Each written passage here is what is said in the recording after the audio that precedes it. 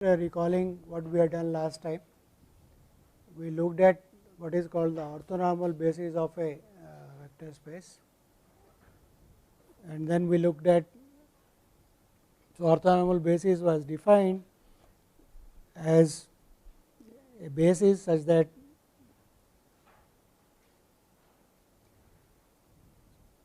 non-zero vectors such that they mutually orthogonal and form a basis. So, orthonormal basis is a set of vectors which is a basis and any two are mutually orthogonal.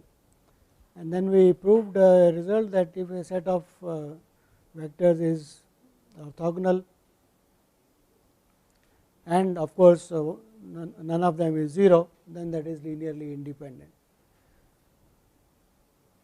The advantage of a orthonormal basis was that given any vector x in the vector space, you can immediately write down those scalars alpha 1, alpha 2, alpha n such that x is a linear combination of the basis elements. So, those scalars come out to be the dot product or the inner product of x with u1, x with u2 and so on. So, coordinates of a vector are immediately known once you have a orthonormal basis. So, that was the advantage, and then we saw the process of constructing orthonormal basis. So, given a set V1, V2, Vk, if its basis well and good, even if not, if it is a spanning set, that is good enough. We can construct a set of vectors which is orthonormal and will give the same span as that of V1, V2, Vk. So, the first step is if there are any 0 vectors in this, drop them, because anyway they are not going to contribute anything in spanning. And next we define by inductively W1 to be V1 and define W2 to be the next vector V2 minus the projection of V2 on W1. So, that projection is removed, so that the difference is orthogonal to W1. So, that is the next stage V2. At every stage we go on removing the projections onto the previous ones which are defined. So, having defined W1, W2, Wj minus 1, and if there are any zeros we drop them. So, we are assuming that none of them is 0 once you have reached this stage. Then look at the next vector which is Vj from the given set and look at these projections of Vj on each one of the previous ones. All these are removed, you will get a vector Wj which is perpendicular, which is orthogonal to all the previous ones. So, continue this process till you have finished all the vectors V1, V2, Vk. Once you have finished, you will get a set of vectors, some W1, W2, Wj, which will be orthogonal, right? None of them will be 0 and which will span the same space as that of this. Once you have gotten that, you normalize them to form a orthonormal basis. So, that is the process of constructing a orthonormal basis from a given one, and we had looked at examples of that. So, we will continue with the further ideas. We also proved what is called Bessel's inequality, which said that if you are given a orthonormal set, not necessarily a basis, then the coefficients V ul square, this sum is always less than or equal to norm of u square, and equality holds here if and only if these form a orthonormal basis. So, that is what is called Parseval's identity. So, Bessel's inequality becomes equality if and only if the given set of orthonormal vectors is a basis also. Now, let us look at, if you recall, we looked at linear transformations as the maps from one vector space to another, or R2 to R2 or R2 to other things, such that they preserve collinearity, they take lines to lines. Now, on vector spaces we also have the notion of inner product, because they are all vector spaces are subsets of some Rn. So, there is a notion of dot product. So, we would like to specialize those linear transformations which not only preserve collinearity, also preserves angles, right. They do not change the angle. So, such things are called isometries. So, a linear transformation from V to V is called an isometry if the inner product of TV and TW is same as the inner product of the original. So, it preserves the inner product, and we have seen that the inner product is related to the notion of angle and distance. So, it is not surprising that we have a theorem, namely T is an isometry if and only if it preserves the length also, right. So, here we said it preserves the inner product. So, inner product is related basically to angle.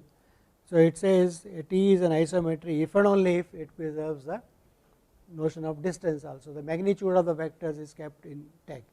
So, a isometry takes lines to lines, right, preserves angles as well as preserves the magnitudes.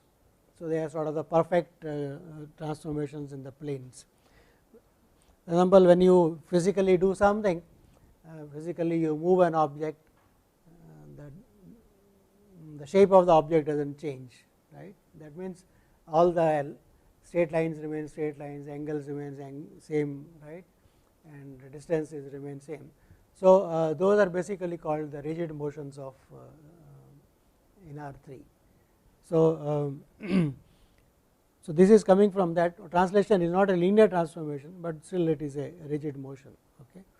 So, this is how they arise algebraically.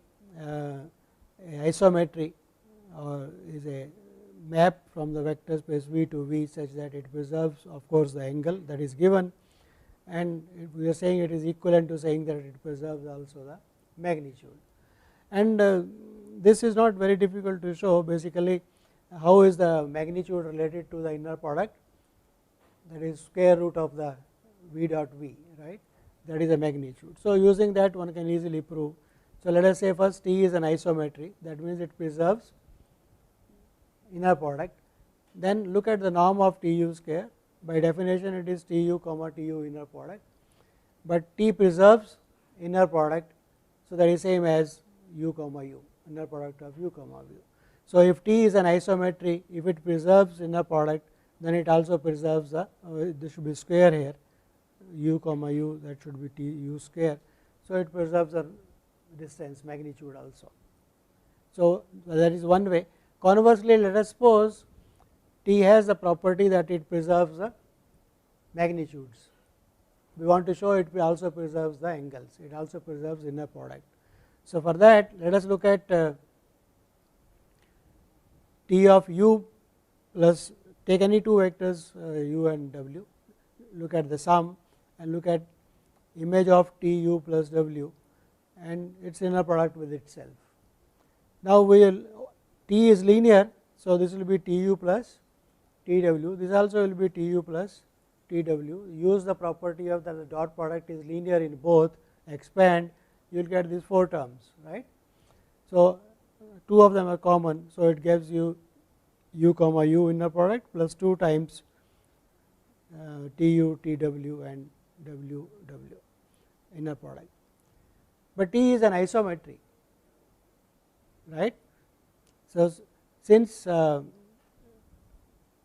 okay, not T is an isometry, one should actually, but what is this equal to? Tu comma Tw, right. So, that is equal to, expand that. So, from these two what you get? See, norm is preserved, right. So, what do you get? So, from 1 and 2, this is, see what we are assuming is Tv preserves the notion of distance, right. So, norm of Tv square is same as, so this is what is the norm of Tv square, right. So, that is equal to this. So, this is norm of U square, this is norm of W square. So, once you expand that you will get Tu, this is anyway it is simple. I think I think there is some mistake in this proof which I have written, try to prove it yourself, okay, because I think there is some what we are given is, suppose this is true, Okay. Then what do we want to prove? That Tu comma Tv, right, this is equal to, this is what we want to prove, right, for any un. So, if I take this, then this is 4 terms, that is okay, but this is norm of u square and this is norm of w square. So, this is norm of, so this side gives you norm of Tu T of u plus w square is equal to norm of u square plus norm of Tu Tv Tu and the norm of. So, what do you get? So, let us just see, if we look at T of u plus w, T of u plus w. So, that comes out to be equal to u plus 2 times Tu Tw plus Ww, right. So, what we are given is that norm of T V is equal to norm of V for every V. So, that is given to us. So, what is this? This is norm of u square plus 2 T u T w plus norm of w square. And what is this? This is norm of T u plus, right, this one is T of w, same vector with itself. So, that is norm square, right. So, this is equal to this is equal to this. So, so what is this equal to? By this given property, that is norm of u plus w square, right, again by the given property. So, what is that equal to? I can write as u plus w, right, is it okay, norm square.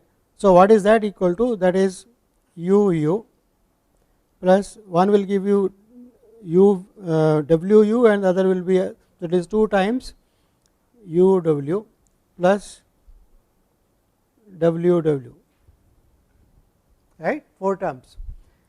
But now we just come, so this is same as this. So, what happens? This cancels with this cancels with this 2 cancels, right. So, what you get is Tu Tw is equal to uw, right. So, that is what we wanted to prove. Is it clear? So, assuming that the magnitude is preserved, we just look at the dot product of T of u plus w, T of that, right, and expand and you get the required thing. Okay. So, that is what, is it clear, the proof now? See the first step, okay. So, that I have just not written the earlier thing, that was equal to Tu Tw, right. So, when you expand, this will be Tu plus 2 times this thing, right, plus w Tw, right, T of w Tw, but that this is equal to this, okay, and that Tw is equal to this by the given, okay, norm of that is basically norm of Tw square. So, that is equal to same as this, okay. On the other hand, if you expand, use that property, given property and expand, you get these 2 equations and that gives you this is equal to this, okay. Expanding 2 different ways, that is all, nothing more than that, okay. So, that shows that if T is an isometry, that it preserves inner product, then it also preserves the magnitude of the vectors. Okay. So, let us look at some examples which are quite obvious, which are we normally use actually in rigid motions, what is called. So, consider the map from R to R. R is a vector space over itself, right. addition, scalar multiplication. So, look at alpha times, that is a magnification in R. Okay. So, the claim is this is a linear map, obviously, right. If T of x plus y is alpha times x plus y, so T is a linear map. Okay. Claim is that it is a, we want to find out for what alpha it is an isometry. So, if it is an isometry, what should happen? Norm of Tx must be equal to norm of x, but what is norm of what is Tx? That is alpha x. So, you get mod alpha times, right, absolute value of x must be equal to absolute value of x. So, that we want for all x, right. So, that will happen if and only if mod alpha is equal to 1. So, the simple example that scalar multiplication by alpha is isometry if and only if mod alpha is, it has to preserve distance, right. So, it can't be anything else. Let us look at another one in plane R2 to R2. So, T of x y is x cos theta plus y sin theta minus x sin theta plus. Do you recognize this? We had looked at this example when we looked at matrix multiplication as a linear transformation, right.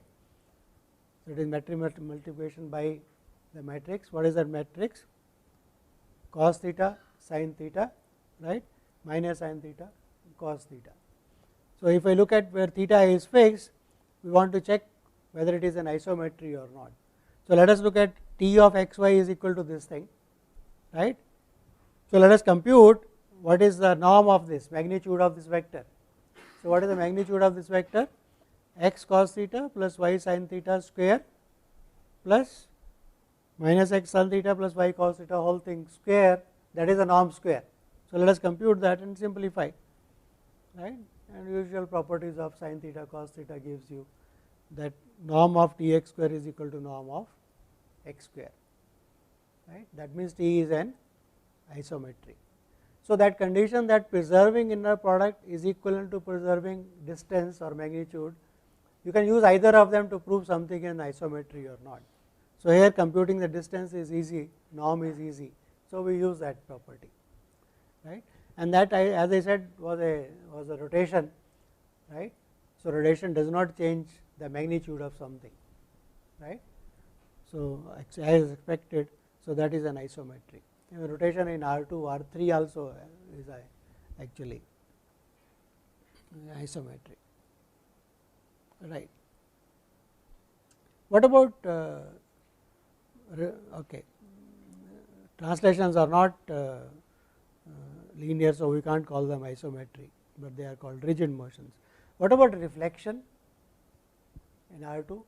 If we take a line and reflect as if that is a mirror, every point is reflected, not necessarily x axis or y axis, but any line. So, physically it should not change, right, angle or distance, right. So, you can try that. What should be called as a reflection? How do you define a reflection in plane R2 to R2? What should be the formula for that, right? What should be a formula for reflection against a line? It will depend on what is that line. The line will have an angle theta, right. So, the formula will come out in terms of theta again. Okay. So, see in R2 x y goes to its reflection against a line of slope theta, right, angle theta. What should be the coordinates of the image point? You can take it as a good exercise and then show that it is an isometry. Okay.